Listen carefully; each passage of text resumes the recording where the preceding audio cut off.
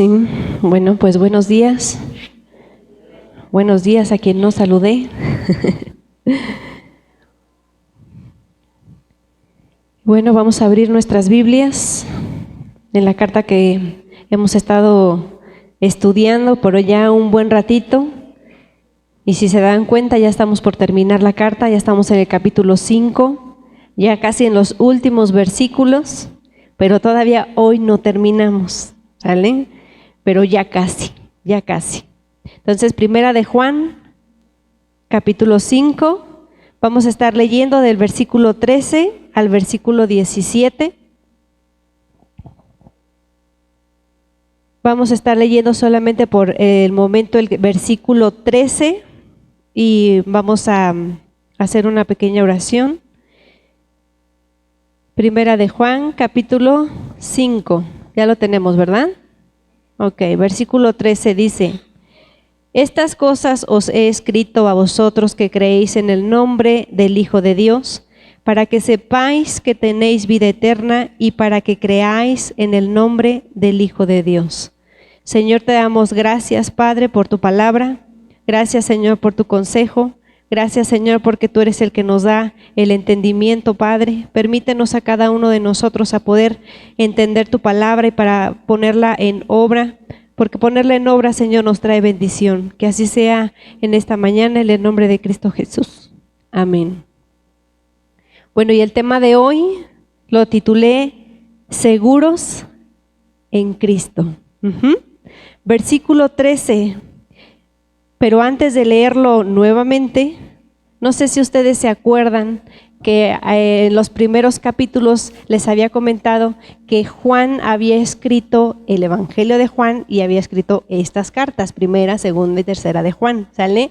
Cuando Juan escribe el Evangelio de Juan, ¿a quién se lo escribe? A los incrédulos. ¿Sí? ¿Por qué? Porque les da a conocer quién es Jesús y por eso escribe Juan acerca de Jesús desde su nacimiento hasta cuando Él sube y asciende a los cielos, ¿sale? Entonces, ¿a quién lo escribe? A gente que no le conoce, para que precisamente le conozca. Por eso nosotros conocemos el Evangelio de Juan, para dar a conocer a nuestro Señor. Pero estas cartas que nosotros estamos leyendo no se las está escribiendo a incrédulos. ¿A quién se las está escribiendo?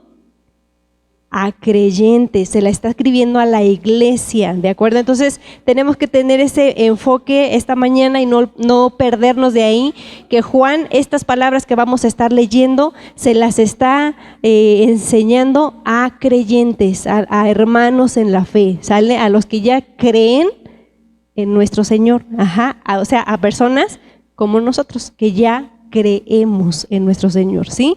Y entonces empieza, sigue escribiendo en el versículo 13, dice: Estas cosas os he escrito a vosotros. ¿A quiénes? A vosotros que creéis en el nombre del Hijo de Dios. ¿Cuál es el nombre del Hijo de Dios? Jesús, ¿sale? Entonces dice que Juan escribe esta carta a aquellos que creen, en el nombre del Hijo de Dios. Y ahí nos dice también para qué escribe esta carta.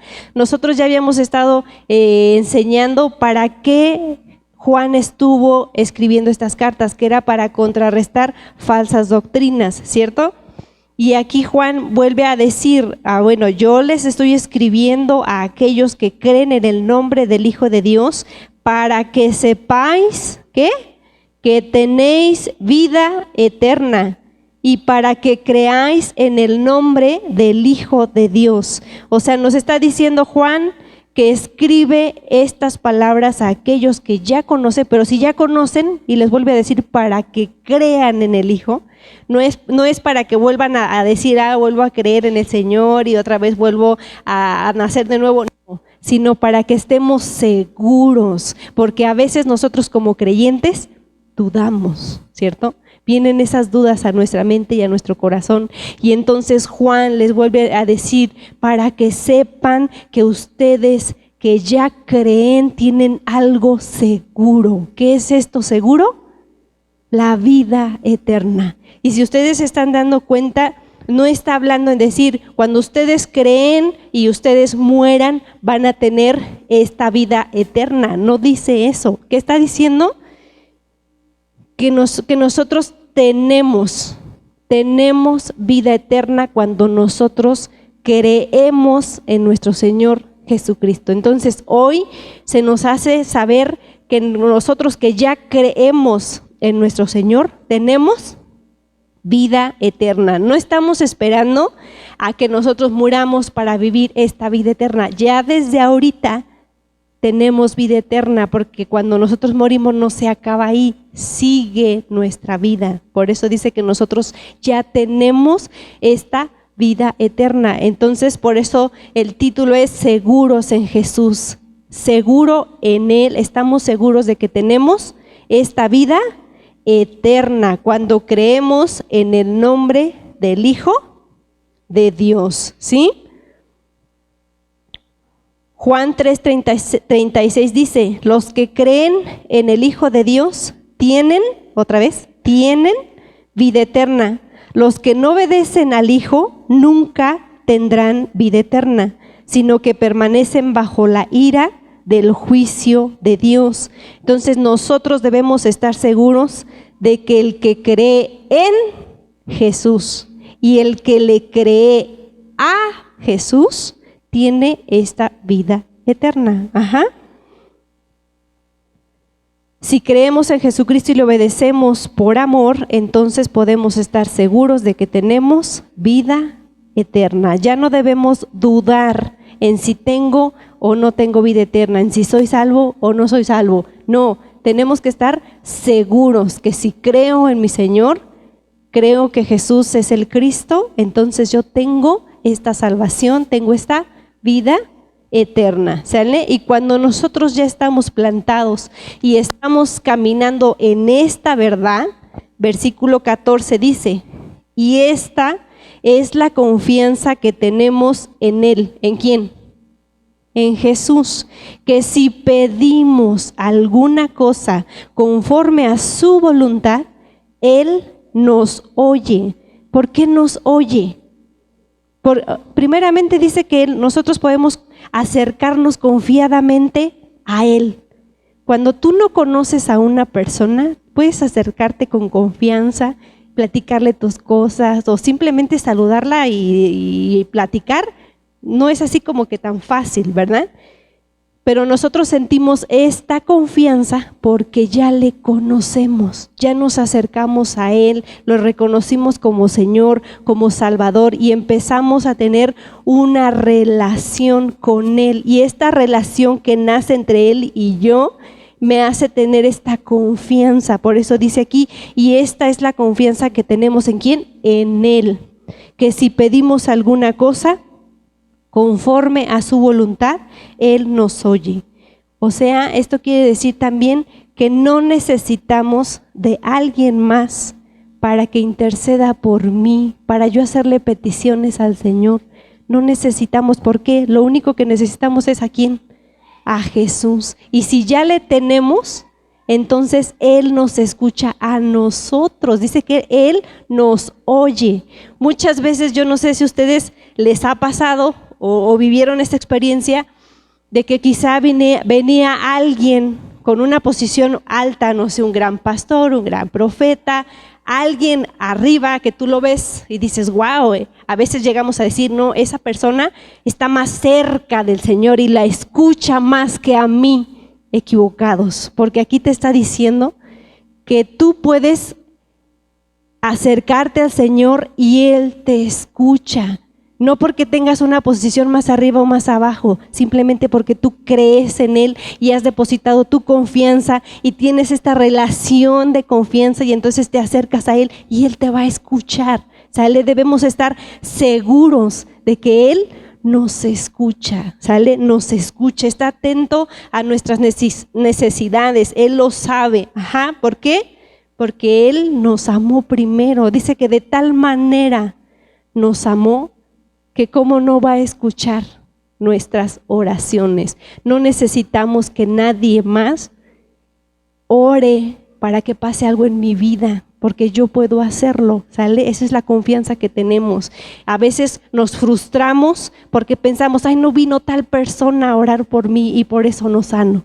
Esta persona a lo mejor tengo que ir hasta por allá para que ore por mí y pase algo que yo deseo. No lo necesitamos porque si tenemos esta relación con nuestro Señor y estamos seguros que Él nos oye, entonces no necesitamos a nadie más. Nuestra oración es suficiente. Ahora, si mi fe es un poco por ahí de manera, bueno, tenemos a nuestros hermanos que podemos estar intercediendo los unos por los otros, ¿sale? Pero no necesariamente decir, es por esa persona el Señor lo va a escuchar más que a mí, jamás, ¿sale? Él nos escucha a todos los que creemos en Él. Versículo 15. Y si sabemos que Él nos oye en cualquier cosa que pedimos, sabemos que tenemos las peticiones que le hayamos hecho. Fíjese que primero en el versículo 14 dice que nosotros debemos aprender a pedir conforme a ¿qué? A su voluntad. ¿Cómo es pedir conforme a su voluntad? En Santiago 4, versículo 3 dice, pedís y no recibís. ¿Por qué? Porque pedís mal para gastar en vuestros deleites. Para yo ser satisfecha y estoy pidiendo. No, Él te dice que primero pidan por los demás, ¿sale? Conforme a la voluntad de Dios. ¿Cuál es la voluntad de Dios? ¿Cómo tú puedes saber cuál es la voluntad de Dios para ti, para tu hermano, para tu matrimonio, para tus hijos, para todo? ¿Cómo lo vas a saber? A través de la palabra. Es la única forma en que podemos conocer cuál es la voluntad de Dios. Por ejemplo, si nosotros estamos orando porque una de mi esposo, mis hijos, algún familiar se convierta al Señor y estamos orando por él, ¿cómo sabemos que esa es la voluntad del Señor? ¿Sabemos que esa es la voluntad de Dios o no? Segunda de Pedro, capítulo 3, versículo 9. No queriendo que ninguno perezca, sino que todos procedan al arrepentimiento. Esa es la voluntad de Dios. No juzgarlos, no que mandarlos, no. Quiere que se arrepientan y que lleguen a sus pies. Entonces, si yo estoy orando por esta persona, Él me va a contestar. ¿Por qué? Porque es su voluntad que todos procedan al arrepentimiento. ¿Cómo sé que es su voluntad? Porque lo está diciendo su palabra, ¿sale? Entonces, eso es orar bajo su voluntad. Él sabe. Romanos capítulo 12, versículo 2 dice, transformaos por la renovación de nuestra mente. Debemos renovar nuestro entendimiento. Si traíamos cosas arrastrando de costumbres, ideas, lo que sea, tenemos que dejarlas y empezar a llenarla de la palabra, y a veces nos cuesta eso, ¿cierto? Y entonces comenzamos a orar a Dios diciéndole, dame sabiduría, dame entendimiento, renueva mi mente, ábreme acá para que yo pueda comprender. ¿Nos va a contestar el Señor? Nos va a contestar porque es su voluntad que nuestra mente se renueve.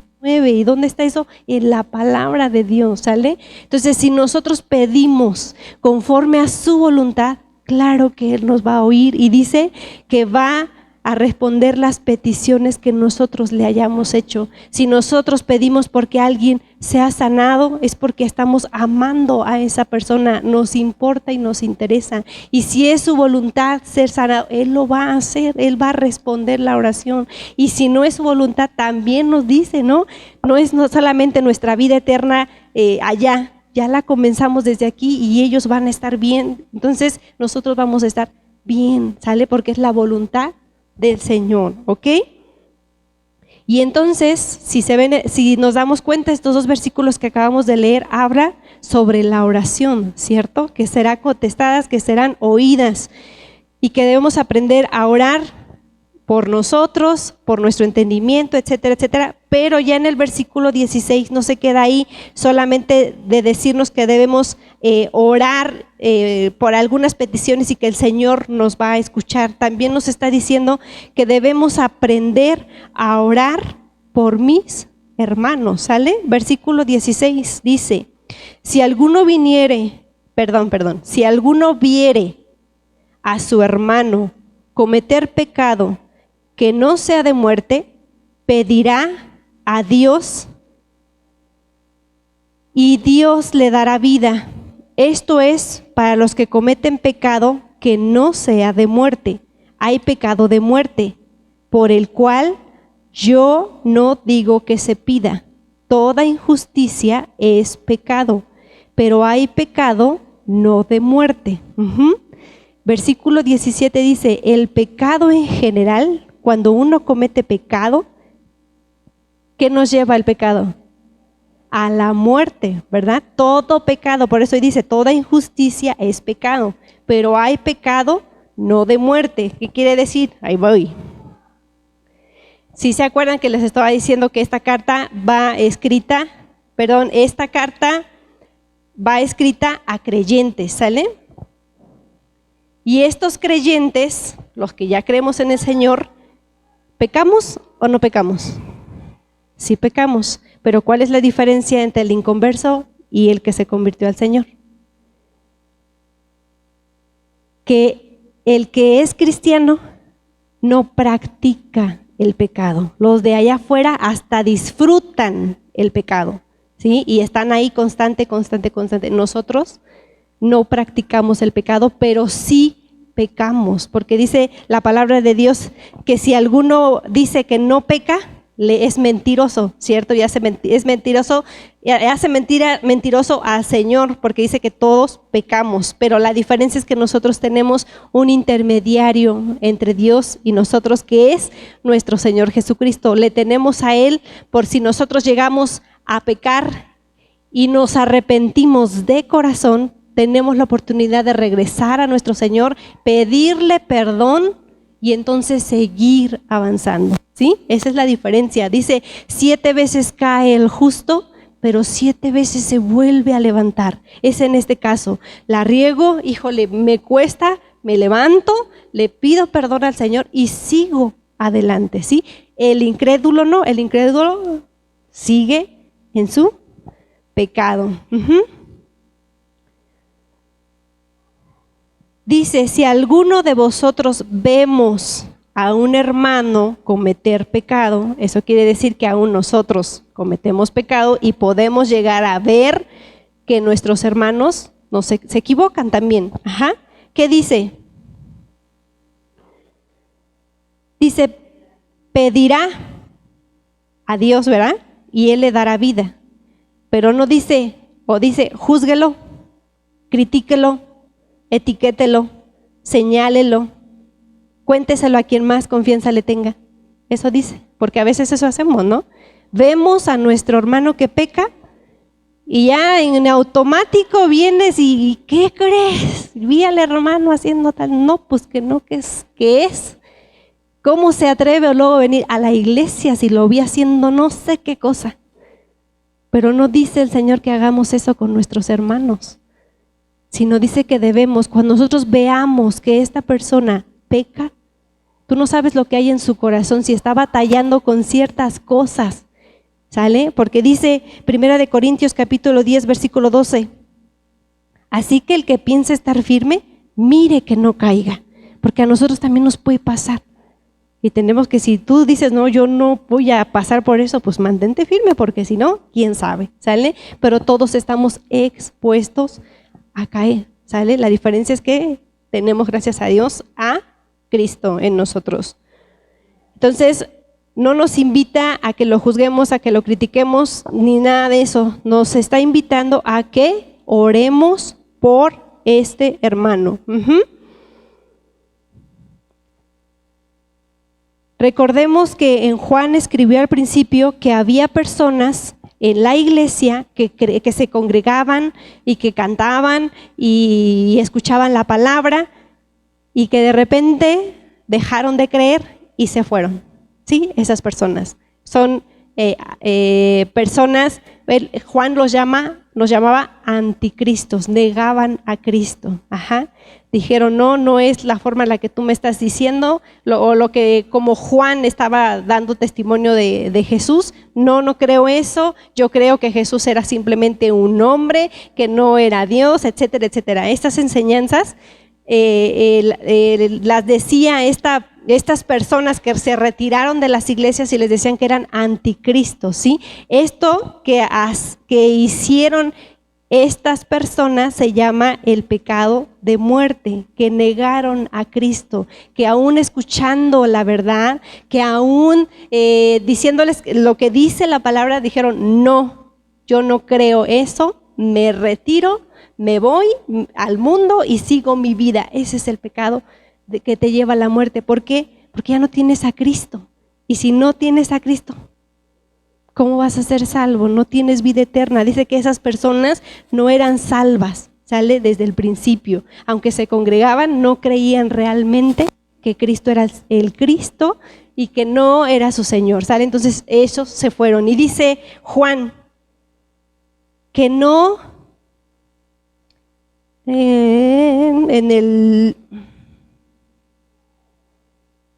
hay pecado de muerte por el cual yo no digo que se pida. O sea, no te estés esforzando por esas personas, a estar pidiendo a Dios por ellas, porque ellos ya tomaron su decisión, ¿sale? Mejor enfócate en aquellas personas que están luchando por seguir al Señor, que se están equivocando, pero que aún en su equivocación vienen al Señor y le piden que los ayude en esa circunstancia que están pasando, ¿sale? Entonces, no nos desperdiciemos en estar pensando cosas que este ya se fue, que aquel no creyó. No desperdicies tu tiempo en eso y enfócate en estar orando por aquellos que lo necesitan, ¿sale? Así que hoy aprendimos a estar seguros en Cristo, seguros de que si tenemos a Cristo en nuestras vidas, tenemos vida eterna. Estamos seguros en Cristo de que si tenemos esta relación con Él, podemos acercarnos confiadamente y Él nos va a escuchar.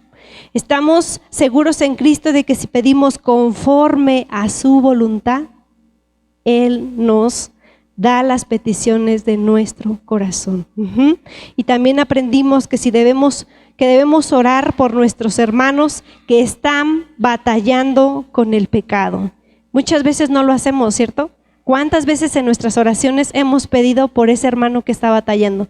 Al contrario, lo estamos juzgando, lo estamos criticando, pero jamás pasa por mi mente pedir porque el Señor lo ayude en esa situación. En vez de criticarlo, ya en nosotros no debe haber eso. Ya no estar juzgando a aquella persona porque hizo, porque no hizo. Porque a veces ese juzgar a las personas hace que no regresen a esta iglesia. No digo al Señor, a esta iglesia o a la iglesia que se están congregando, porque que ya me señalaron, ya no, como me dicen que como ya regreso a la iglesia si me encuentro pecando, ¿cómo? No, y hasta por pena ya no regreso. No, el Señor dice que regresa porque le necesitamos a Él. Solitos no podemos, pero si le tenemos a Él, con su ayuda, Él nos va limpiando, ¿sale? Entonces, si Él regresa, recibámosle y sigamos orando y pidiendo por Él, ¿sale? Entonces, porque el Señor, esta batalla no termina en esta tierra hasta que fallezcamos, y entonces sí, el Señor ahí ya vamos a ser santos y perfectos, pero mientras todos estamos batallando, ¿sale? Todos estamos luchando y por eso debemos estar orando los unos por los otros, ¿sale? Entonces, que el Señor los bendiga y a poner en práctica lo poco mucho que el Señor nos está dando cada día, ¿sale? Amén.